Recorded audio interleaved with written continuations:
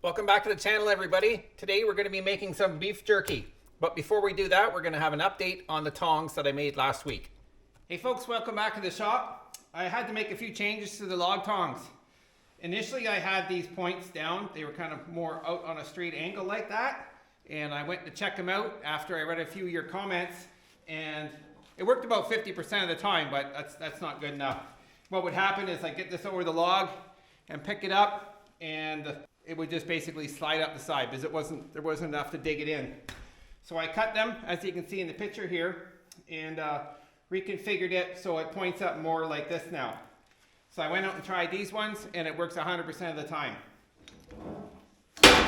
And that's what we want. So I got the other pieces forged up, and I'll be getting those done, and then we'll get all hooked up on the front of the tractor for you next time. Welcome back to the kitchen.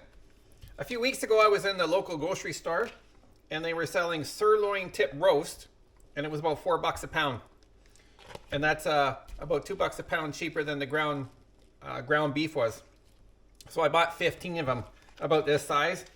We've made a bunch of ground beef out of it, and we canned a bunch up as taco meat using the ball recipe. And today I'm gonna make jerky out of it. And the jerky recipe that we're going to be using is the ones that you can buy from Cabela's. They're decent and they work well, so that's why we're going to use it. You can use it with ground meat as well, but for this I like to use the whole meat. So we need to get these trimmed up to make sure they're lean. You don't want a whole lot of fat in them at all, because if you have the fat in it, then it gets rancid and it doesn't last near as long. So let's get to trimming these up.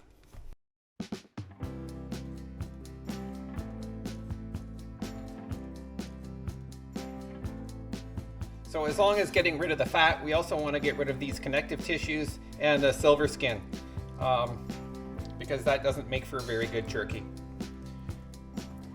unless you like picking your teeth.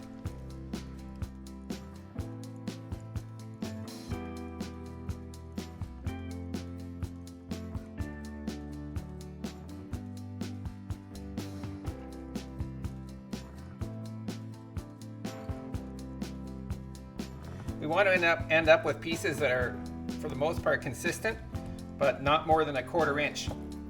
Because when you use the cure penetrates the meat at 1/4 inch per 24 hours. So we just want to go 24 hours. We don't want more than that.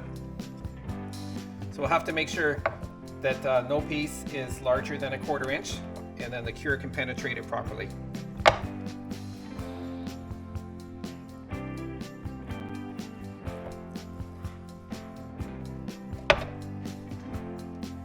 So that's what we're going to work with.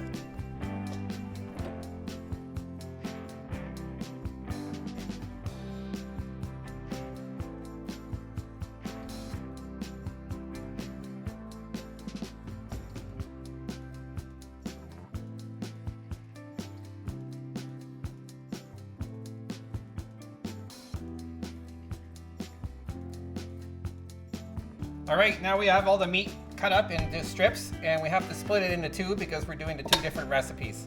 So we'll split it by weight. When you're making the jerky, it's very important to know the weight, because that's what the curing agent is based on, and it has to be very precise. You don't want to use too much, and you certainly don't want to use too little. We'll get this zeroed out with the new bowl on it. I think we started out with about 6 pounds, probably trimmed off 1 pound.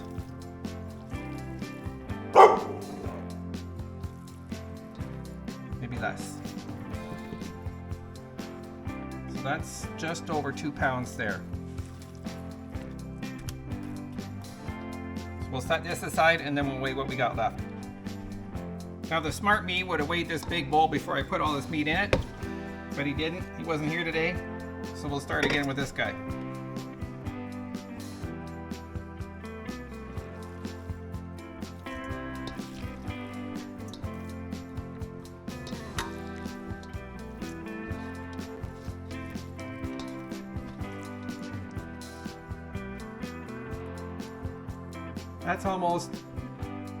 That's 2 pounds, 15 ounces.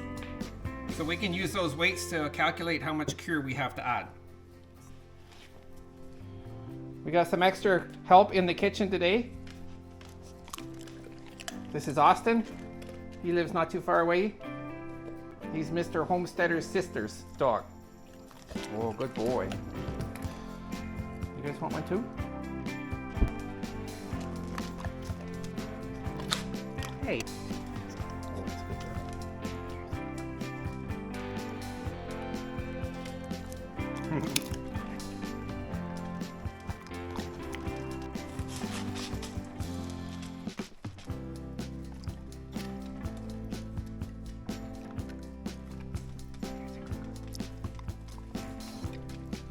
So I've prepared the bowls of spices and cures. So we're gonna mix that in now. I just gotta put some gloves on and make sure that it all gets covered. You see the lighter color stuff is the cure, and then the brown stuff is the spices. The exact amounts that you need to use are on the instructions of the jerky kit.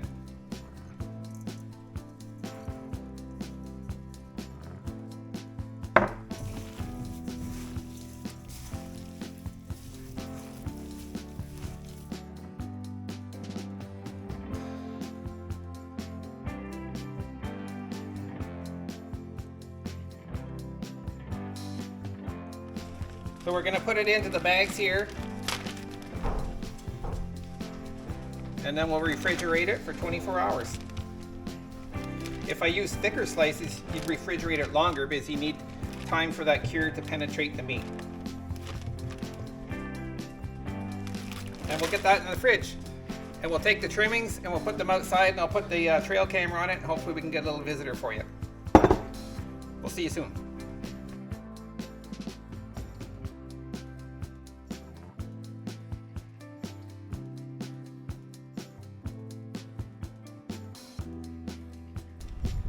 All right, it's been about 36 hours. We let it go a bit longer just because I got caught up in life.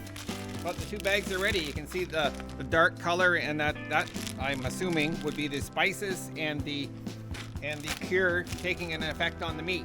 So we're gonna get the smoker turned on, and this smoker, it goes to 200 degrees, or anything below that is low. So we're just gonna set it on low. I've read that the proper temperature is around 170, 180 degrees Fahrenheit. So hopefully that's where it is. We'll measure it along the way. But the main thing we're going to go for is consistency. So we'll keep trying it as we go. And on the smoker, on the top of the grill, I'm actually putting these mats. These mats are meant to go on barbecue grills, and it just keeps little bits from falling through. So we'll get the smoker tuned up, and then we'll get back to you when we're ready to put the meat on.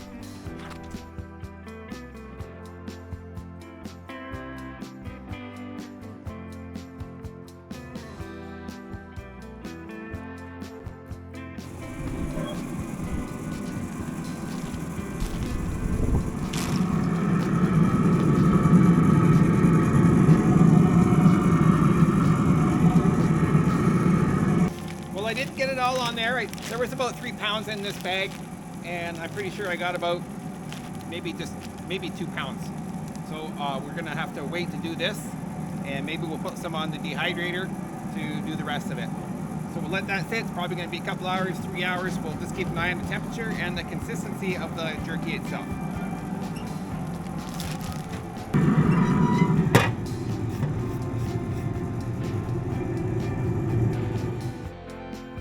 Brought the remaining meat into the house and loaded it onto the dehydrator trays.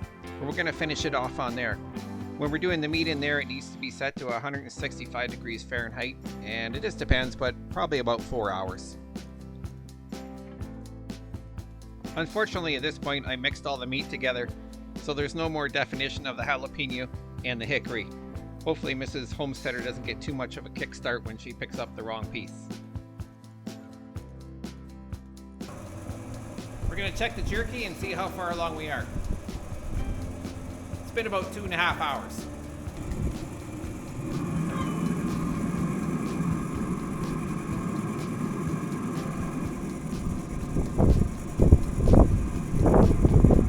It tastes great. I just want to make sure that the larger pieces are done. Now it's very good. I think we're going to let it go about another 20 minutes or so, just to make sure. So I don't think we're gonna hurt by going a little bit longer. Well, it's been another 20 minutes, so let's check her out.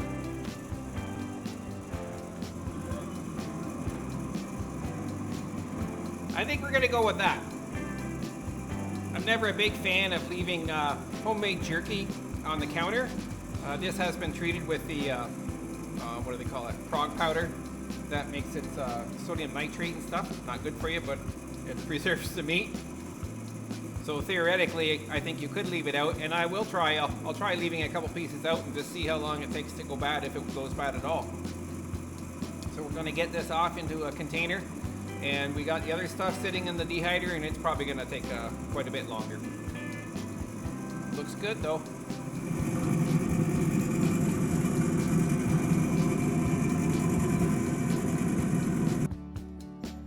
The jerky that was in the dehydrator did take about 4 hours and dried up nicely.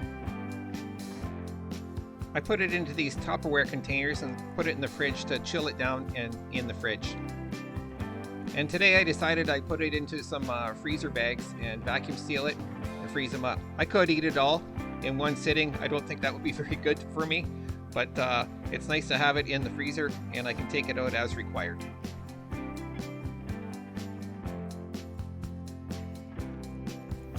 Well, there you go. You can see we got lots of beef jerky on hand now, and I would recommend those kits. You can get them at Cabela's and you can get them on Amazon as well.